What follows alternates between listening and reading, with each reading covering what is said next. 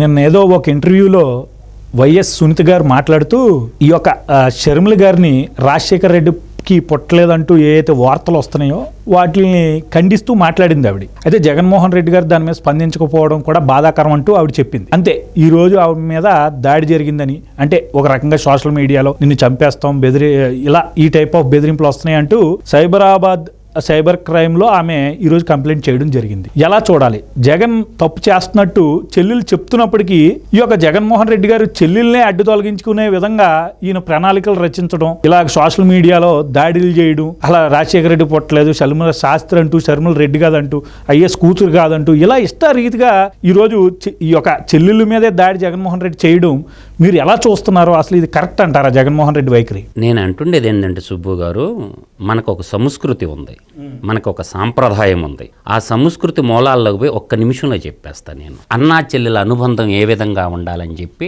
ఒక్క నిమిషంలో చెప్తాను. ఆంధ్ర ప్రజలు, తెలుగు ప్రజలు, ప్రపంచవ్యాప్తంగా ఉన్నోళ్ళు ఏనండి, గౌరమ్మ బతుకమ్మ ఈ టైటిల్ మీద ఒక నిమిషంలో చెప్తాను నేను. గౌరమ్మవు నీవే, మా బతుకమ్మవు నీవే, మా నట్టింటిలో పుట్టిన ఆడతల్లి, మా చెల్లివి నీవే, మెట్టినింటి నుండి పుట్టినింటికి రా చెల్లి, బంగారు గౌరమ్మ బతుకమ్మ పండగొచ్చే, మా బతుకమ్మ నీవే చెల్లి, గౌరమ్మవు నీవే, మా బంగారు బతుకమ్మవు నీవే చెల్లి, మా ఇంటి విలవేల్పు నీవే తల్లి, మా ఇంటి మహాలక్ష్మి శ్రీలక్ష్మివి నీవే చెల్లి, నీ కంటి చెమ్మ చూడలేమమ్మా చెల్లి, పుట్టినింటి నుండి మెట్టినింటి గౌరవం కాపాడే బంగారు తల్లి మా చెల్లి, తోడబుట్టిన నీ అన్నదమ్ములం, ఎంత కష్టం వచ్చినా మాకు చెప్పు చెల్లి, నీ తోడబుట్టినోళ్ళం నీ అన్నదమ్ములం, మేమున్నాము నీకు తోడుగా నీడగా, కంటికి రెప్పవోలే నిన్ను కాపాడుకుంటాము చెల్లి, కంటికి రెప్పవోలే నిన్ను కాపాడుకుంటాము చెల్లి, ఆదమర్చి ఉండొద్దు చెల్లి, నీ అన్నదమ్ములం మేమున్నాం, పుట్టింటికి రా చెల్లి, పట్టు చీర కట్టుకొని సారి పట్టుకుని వెళ్ళవమ్మా చెల్లెమ్మ, మా బంగారు గౌరమ్మ మా బతుకమ్మ, చల్లంగా నూరేళ్లు ఉండు చెల్లి, శతమానం భవతి. ఇది మన సంస్కృతి. ఇది తెలుసుకో జగన్మోహన్ రెడ్డి, నువ్వు ముందు నీ సైకోయిజం, నీ శాడిజం, అన్నా చెల్లుల అనుబంధానికి రాజకీయాలు ఉంటాయి పోతాయి. ఎందరో ప్రధానులు ఈ దేశాన్ని పరిపాలించారు, కాలగర్భంలో కలిసిపోయారు. ఎందరో ముఖ్యమంత్రుల రాష్ట్ర పీఠాల మీద అధిష్ఠించారు, కాలగర్భంలో కలిసిపోయారు. కొంతమంది బతికున్నారు, చరిత్రహీనులుగా కొంతమంది మిగిలిపోయారు. ఔరంగజేబు సింహాసనం కోసం కన్న తండ్రిని వధించాడు. ఈరోజు నీ తోడబుట్టిన చెల్లెళ్ళు ఒకే కళ్యాణ మండపంలో డాక్టర్ సునీతమ్మది జగన్మోహన్ రెడ్డి వివాహం జరిగింది. ఒకే కళ్యాణ మండపంలో ఒకే ముహూర్తానికి జరిగిన మాట వాస్తవం. ఆ రోజు స్వర్గీయ రాజశేఖర్ రెడ్డి గారు, స్వర్గీయ వివేకానంద రెడ్డి గారు రామ లక్ష్మణులాగా ఉన్నారు.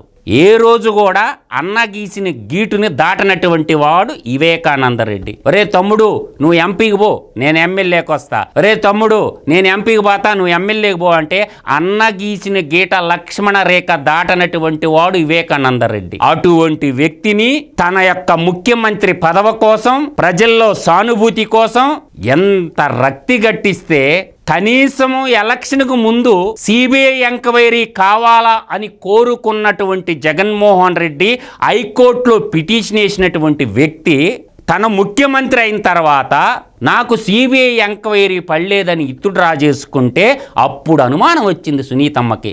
ఇది బయట వ్యక్తుల పని కాదు, ఇంటి దొంగల పని అని చెప్పి ఆ దేశ అత్యున్నతమైన న్యాయస్థానానికి పోయి నా తండ్రిని చంపిన అంతకులను పట్టుకోమని చెప్పి ఆ అమ్మాయి రాణి రుద్రమదేవిలాగా, సమ్మక్క సారక్కలాగా విరోచితంగా పోరాటం చేస్తుంటే సిబిఐ ఎంక్వైరీ జరుగుతూ ఉంటే దాంట్లో వాళ్ళ తండ్రిని చంపినటువంటి ఒక వ్యక్తి అప్రూవర్గా మారి అమ్మా ఇది జరిగిందని మొత్తం చెప్తే సఫాయి డబ్బులు ఇచ్చినటువంటి వ్యక్తులు ఒకడు దొరకబట్టి క్యాష్ కూడా పట్టుకుంటే చివరికి ఎంక్వైరీ చేస్తున్న సిబిఐ అధికారుల మీద కూడా కేసులు పెట్టినటువంటి చరిత్ర కలిగినటువంటి అన్నగారు ఉన్నారు. ఈరోజు వాళ్ళ సొంత చెల్లెలు వీళ్ళ ఆస్తుల్లో భాగ పంపకాల్లో తేడా వచ్చేసి ఆ అమ్మాయి కాంగ్రెస్ పార్టీలోకి పోతే ఈరోజు ఆ అమ్మాయి మీద హీనాతి హీనంగా, దారుణాతి దారుణంగా మాట్లాడుతూ ఉంటే ఇది మనిషి పుట్టక పుట్టినోడు ఎవ్వడు కూడా క్షమించినటువంటి ఇది అమ్మాయి అడిగే ప్రశ్నలకు సమాధానం చెప్పచ్చు. అవును. ఆ అమ్మాయి ఇప్పుడు కలకంట కన్నీరు ఒలికిన ఆ ఇంట సిరి ఉండజాలదు అన్నారు. ఇద్దరు తోబుట్టువులు ఈరోజు నీ సోషల్ మీడియా ద్వారా, నీ ఫేస్బుక్ ద్వారా ఆ ప్రచారం చేసుకుంటే ఇంటి గుట్టు గడపమాన్ దాటకూడదు అంటారు మన సాంప్రదాయం. ఎంత కష్టం వచ్చినా ఇంటి గుట్టు గడపమాన్ దాటకూడదు అన్నారు. ఇవాళ బజార్ను పెట్టుకుంటారు మీ పరువు. ప్రజలు నవ్వుకుంటున్నారు జగన్మోహన్ రెడ్డి. వీళ్ళు ఇంటి ఉంటే దుర్మార్గంలో అయినటువంటి కుటుంబమా, మనుషులను చంపే కుటుంబమా అంటున్నారు. ఇంకొక భయం ఏర్పడింది సుబ్బు గారు. ఎందుకంటే కేరళలో ఒక జడ్జిమెంట్ వచ్చింది. కేరళలో భారతీయ జనతా పార్టీ ఒక రాష్ట్ర స్థాయిలో ఉన్నటువంటి ఒక కార్యదర్శిని చంపేశారు. అది 2020లో జరిగిన సంఘటన. కేవలం 2 సంవత్సరాల్లోనే సెషన్ కోర్టు 15 మందికి ఉరిశిక్ష వేసేసింది. ఇప్పుడు 5 ఏళ్ళు కంప్లీట్ అయింది వివేకానంద రెడ్డి హత్య జరిగి.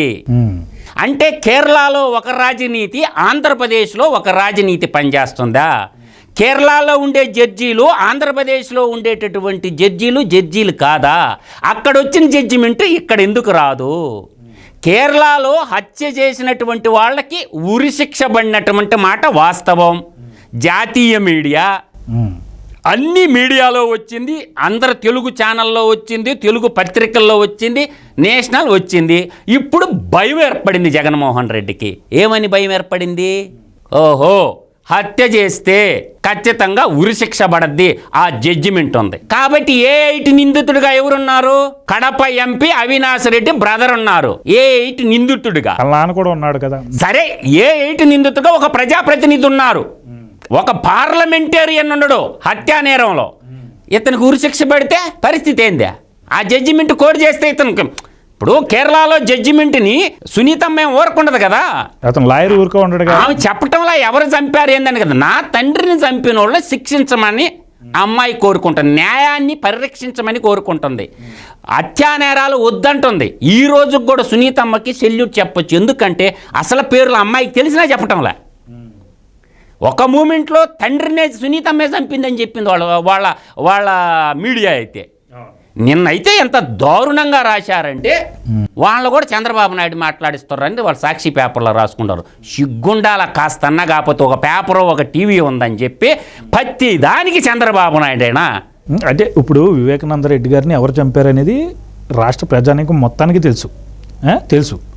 కానీ ఇప్పుడు ఈ యొక్క సునీత కానీ, ఈ యొక్క షర్మిల కానీ, ఇప్పుడు వీళ్ళని చంపేసిన ప్రజలు పెద్దగా ఏం తీసుకుంటారు? ఇప్పుడు సొంత పెద్దనాన్నే చిన్నాన్నో చంపేస్తేనే అక్కడ దిక్కు లేదు, ప్రజలు ఏం పెద్ద పట్టించుకోవట్లేదు, జగన్మోహన్ రెడ్డిని ఇంకా హీరో వర్షిప్తో చూస్తున్నారు. ఇలాంటి తరుణంలో మళ్ళీ ఇప్పుడు వీళ్ళని చంపేసినా ఎవరు కేర్ చేస్తారు? ఏమంటారు మరి మీరు? నేను అనేది ఏంటంటే ఎవడికి ఈ రాష్ట్రంలో ఎవరికి భద్రత లేదు అన్నదానికి నిజమైనటువంటి కేసు అన్నమాట. అది కేస్ స్టడీ. ఇప్పుడు ఎంఆర్ఓని చంపేశారు సుబ్బు విశాఖపట్నంలో. ఈరోజు తెల్లారుజామున మండల మేజిస్ట్రేట్ని చంపేశారు. ఎందుకు? వాళ్ళ యొక్క ప్రెజర్స్, వైసీపీ కార్యకర్తలు ఎంఆర్ఓ కాడిగా పెట్రాబాయి మూసుకొని సంతకం అంటారు. పెట్రా అంటే చంపేశారు. వాళ్ళు చేసిన తప్పులకి ఆఫీసర్లు బలి అవుతారు. ఇప్పుడు సామాన్యుడు ఏం చేస్తాడు? కోర్టులోకి పోతే న్యాయం రాదు. ఎవడన్నా ప్రశ్నించి ఎదురు తిరిగితే వాడి మీద SC అట్రాసిటీ కేసులు. ఈ కోర్టుల చుట్టూ ఆడ తిరుగుతాడు. పుట్టేది ఒక రోజు, చచ్చేది ఒక రోజు, అన్యాయం చేసిన చంపేద్దాంరా. ఎంఆర్ఓ లేదు, RDO లేదు, కలెక్టర్ లేదు అని చెప్పి సామాన్యుడు ఏం చేస్తాడు? వీళ్ళ రౌడీయిజాన్ని. వీటన్నిటికీ కారణం ఏంటంటే హోమ్ మినిస్టరు అసలు పనిచేయటంలా రాష్ట్రంలో. హోంశాఖను మొత్తం సజ్జల రామకృష్ణారెడ్డి గుప్పిట్లో పెట్టుకొని ఉండవు. సజ్జల రామకృష్ణారెడ్డి ఏది చెప్తే అది చేస్తుండవు. ఎవరో వద్దు, నేనే సాక్ష్యం సుబ్బు. నా నిమ్మ తోటని పెట్రోల్ పోసి నిప్పు పెడితే స్థానిక ఎంఆర్ఓకి, స్థానిక SIకి నేను చెబితే, సార్ ఇట్లా పెట్రోల్ పోసి వైసీపీ కార్యకర్తలు నా భూమిని కాల్ చేశారు సార్ అంటే, నువ్వు చూసినవా అన్నాడు. హార్టికల్చర్ ఆఫీసర్ వచ్చాడు. హార్టికల్చర్ ఆఫీసర్ వచ్చి ఆయన రిపోర్ట్ రాశాడు. ఏమని చెప్పి? ఇది కావాలని పెట్రోల్ పోసి పచ్చని తోటకి నిప్పు పెట్టేశారు మధు అని చెప్పారు. సార్ రిపోర్ట్ రాయండి అంటే, రాస్తే మాకు ఉద్యోగాలు పోతే కాంపన్సేషన్ ఏం లేదన్నాడు. ఒక కలిగిరి మండల MRO నేను ఎవిడెన్స్ చెప్తుండా. అప్పుడు అనుకున్నా నేను, ఈ జగన్మోహన్ రెడ్డి సైకో విజయానికి కలిగిరి SI గారు, కలిగిరి MRO గారు వాళ్ళ పంచాయతీ ఓడిపోయినారని చెప్పి నిప్పు పెట్టేశారు పెట్రోల్ పోసి పచ్చని తోటకి. ఈ సంస్కృతి ఏంటంటే జగన్మోహన్ రెడ్డి రాయలసీమలో ఒక తన ప్రత్యర్థులకైనా ఆర్థిక వనరులుంటే చీనీ తోటలు నరికేస్తారు. కర్నూలులో ఒక కుటుంబానికి సంబంధించినటువంటి మిరపకాయలు ఈరోజు ఎంత ఉంది సుబ్బు గారు? 22,000 ఒక కింటా. ఒక ఎకరాకి 25 క్వింటాల నుంచి 35 క్వింటాలు అవుతాయి. ఆ కుటుంబం మొత్తము పెట్రోల్ పోసి నిప్పు పెట్టారు. ఏంది మిర్చికి 15 లక్షలు ఆర్థికంగా నాశనం చేయటం. మాజీ ముఖ్యమంత్రి కోట్ల విజయభాస్కర్ రెడ్డి కొడుకు పోయి పర్యవేక్షించాడు. ఈ వైసీపీ కార్యకర్తలకి ఉచ్చ నీశాలు లేవు, తల్లిదండ్రులు లేరు. ఒక సైకో శాడిజాన్ని డెవలప్ చేస్తున్నాడు అతను జగన్మోహన్ రెడ్డి. దానికి ప్రత్యక్ష నిదర్శనమే నిన్నగాక మొన్న సదస్సు పెట్టిండు విశాఖపట్నంలో. అక్కడ పవన్ కళ్యాణ్ ఫోటో పెట్టిండు, చంద్రబాబు నాయుడు ఫోటో పెట్టిండు, లోకేష్ ఫోటో పెట్టి కార్టూన్లు పెట్టి దాని ముందు బాక్సింగ్ బెలూన్లు పెట్టి కొట్టిస్తుండు. వచ్చినోడు అల్లా చేత గుద్దిస్తూ ఉండు. అంటే సైకోయిజం రెచ్చగొట్టడం అన్నమాట. రాజ్యాంగం లేదు, చట్టం లేదు. అందువల్ల ఏంటంటే జగన్మోహన్ రెడ్డి అనేటటువంటి వ్యక్తి ఒక ముఖ్యమంత్రి పదవికి తగిన వ్యక్తి కాదు, అనర్హుడు. ఇటువంటి ముఖ్యమంత్రిని ఎన్నుకున్నందుకు ఆంధ్ర రాష్ట్ర ప్రజలు భరించమని అంటుండ.